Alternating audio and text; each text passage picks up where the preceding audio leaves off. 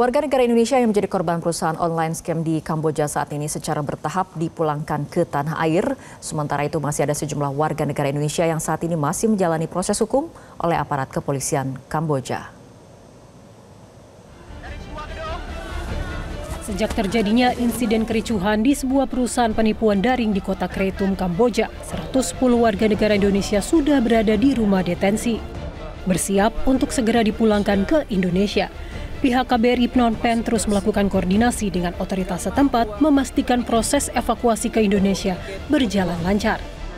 Kemarin, tanggal 22 Oktober, 67 dari 110 WNI dijadwalkan kembali ke Indonesia.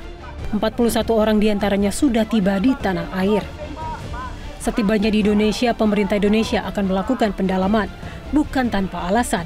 Bagaimanapun, para WNI ini berstatus melanggar keimigrasian. PLT Direktur Siber Perlindungan Pekerja Migran Indonesia, Kombes Pol Guntur Saputro mengatakan, pemerintah melakukan pendalaman, memilah untuk memastikan apakah mereka terindikasi sebagai korban tindak pidana perdagangan orang atau TPPO. Terbukti atau tidak, langkah lanjutan sudah disiapkan pemerintah.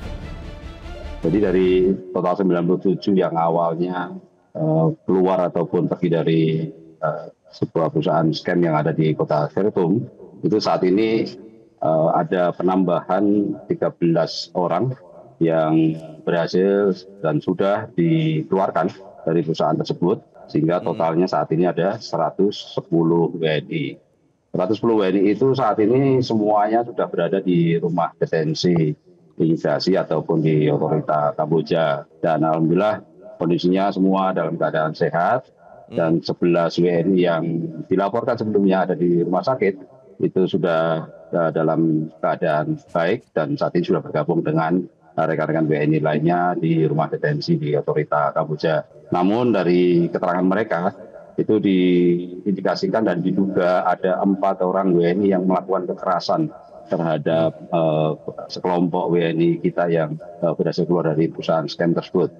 Siapa saja mereka? Mereka ini adalah di dalam kegiatan scam di perusahaan tersebut, mereka ini bertugas ataupun mendapatkan posisi sebagai leader scam. Jadi kronologisnya apabila mereka melakukan aktivitas scamming kemudian tidak mencapai target dan lain sebagainya, keempat orang WNI inilah yang melakukan upaya mungkin memberikan sanksi hukuman berupa kekerasan, dan alhamdulillah sudah ditangani oleh pihak kepolisian dan saat ini sedang diinvestigasi. Sementara di luar 110 WNI, yakni 4 orang WNI masih ditahan di kantor polisi Kamboja untuk menjalani proses hukum. Pasalnya, mereka diduga melakukan kekerasan terhadap para WNI lainnya di perusahaan penipuan online tersebut. Oleh karena itu, Direktur Perlindungan WNI Kementerian Luar Negeri, Yuda Nugraha menyatakan pemerintah akan tetap memberikan bantuan berupa pendampingan hukum, memastikan mereka tetap menerima hak seutuhnya. Satu hal yang perlu disadari bahwa mereka berstatus melakukan pelanggaran keimigrasian, overstay, seperti itu. Namun tentunya kita akan melakukan pemilahan. Ya.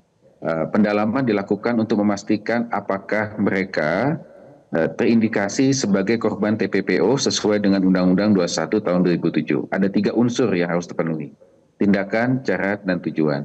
Ketika mereka teridentifikasi sebagai korban TPPO, maka mekanisme pelindungannya tentu bergerak di situ, termasuk ya tidak dilakukan kriminalisasi atas pelanggaran imigrasi yang dilakukan. Namun jika tidak terbukti sebagai korban TPPO, maka hukum setempat yang berlaku. Kasus TPPO memang marak terjadi di Indonesia.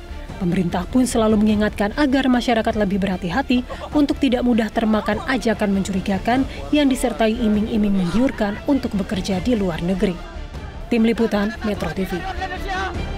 Download Metro TV Extend sekarang.